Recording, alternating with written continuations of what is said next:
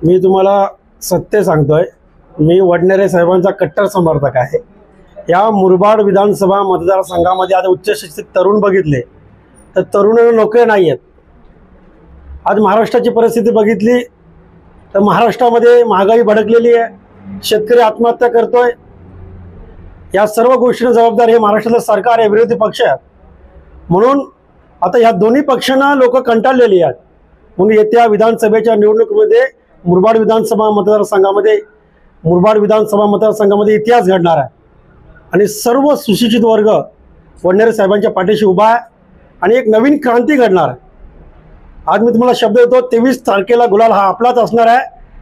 कारण का अपक्षाची या ठिकाणी वातावरण बघितलं तर काही लोक आता बोलतात, उच्च शिक्षित तरुण असतील, शेतकरी वर्ग असेल, बेरोजगार तरुण असतील, यांनी सर्वांनी ठरवलेलं आहे की येत्या 20 तारखेला बॅटिंग, साहेबांची तुफानी बॅटिंग एवढी चालणार आहे तर मैदानातले सगळे गोलंदाज परेशान झालेले आहेत। येत्या 20 तारखेला सर्वांना विनंती आहे की बॅट्समन या निशाणी समोरील बटन दाबून साहेबांना प्रचंड बहुमताने विजय करा आणि या महाराष्ट्राच्या विधानभवनावरती साहेबांना एक जबरदस्त नेतृत्व, एक सुशिक्षित नेतृत्व, एक उच्च शिक्षित नेतृत्व, ज्यांना सर्वसाधारण जनतेची जाण आहे आणि त्यांनी कामं केलेली आहेत मुरबाड विधानसभा मतदारसंघामध्ये। आज राजकीय पक्षांनी बघितलं तर आज आमची हवा एवढी आहे की आमचे बॅनर फाडले जात आहेत नाक्यावरती। मी ते फेसबुकवरला पोस्ट टाकलेली आहे। कारण का अपक्षाचे एवढं वातावरण जबरदस्त निर्माण झालेलं आहे, त्यामुळे यांच्या पायाखालची वाळू सरकलेली आहे। मी सर्वांना कळकळीची विनंती करतोय की येणाऱ्या 20 तारखेला बॅट्समन या निशाणी समोरील बटन दाबून आपल्या या नेतृत्वाला महाराष्ट्राच्या विधानसभेमध्ये पाठवा ही विनंती करतो। धन्यवाद। खरं तर बघा, आज जर मुरबाड विधानसभेचं बघितलं तर संपूर्ण सगळीकडे बघितल्यावरती आपल्याला असं दिसतंय की सगळीकडे गलिच्छ वातावरण झालेलं दिसतंय राजकारणाचं। आणि युवा पिढीकडे बघितलं तर आज कोणाकडेही नोकऱ्या नाही आहेत। कोणाला व्यवसाय करायचा म्हटलं तर त्याच्याकडे अर्थशक्तीचं पाठबळ दिसत नाही। आणि जे काही पक्षवाले असतील तर त्यांनी आज संघटित एकत्र होऊन त्यांनी त्यांच्याकडे सगळी अर्थशक्ती घेतलेली आहे। त्यांच्यात जर कुठली कामं असतील तर त्यांनी त्यांचेच कॉन्ट्रॅक्टदार घेतलेले असतात। त्याच्यामुळे कुठेतरी मुरबाड विधानसभेला आज गरज आहे की एखादा उच्च शिक्षित आणि एखादा धडाडीचा कार्यकर्ता असेल आणि नवीन चेहऱ्याची आज मुरबाड विधानसभेला खरंच गरज आहे। कारण जुने चेहरे बघून बघून सगळेच कंटाळलेले आहेत।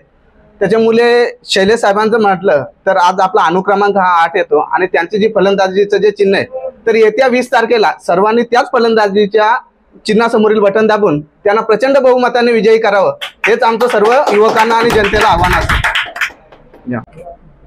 आज जर बघायला गेलं तर राजकारण खूप खालच्या दर्जाचं चालू आहे आणि हे असं खालच्या दर्जाचं राजकारण लोकांना कोणालाच पटत नाही। कारण आज जो माणूस इथे तो उद्या तिथे दिसतो, तिथे येतो उद्या तिथे दिसतो। त्याच्यामुळं एक सुशिक्षित चांगला माणूस ज्याची आपल्याला अपेक्षा आहे असे सर, असे उमेदवार यांची आपल्याला खरंच आवश्यकता आहे। म्हणून सगळ्यांनी मुरबाड मतदारसंघामध्ये साहेबांना निवडून दिलं पाहिजे।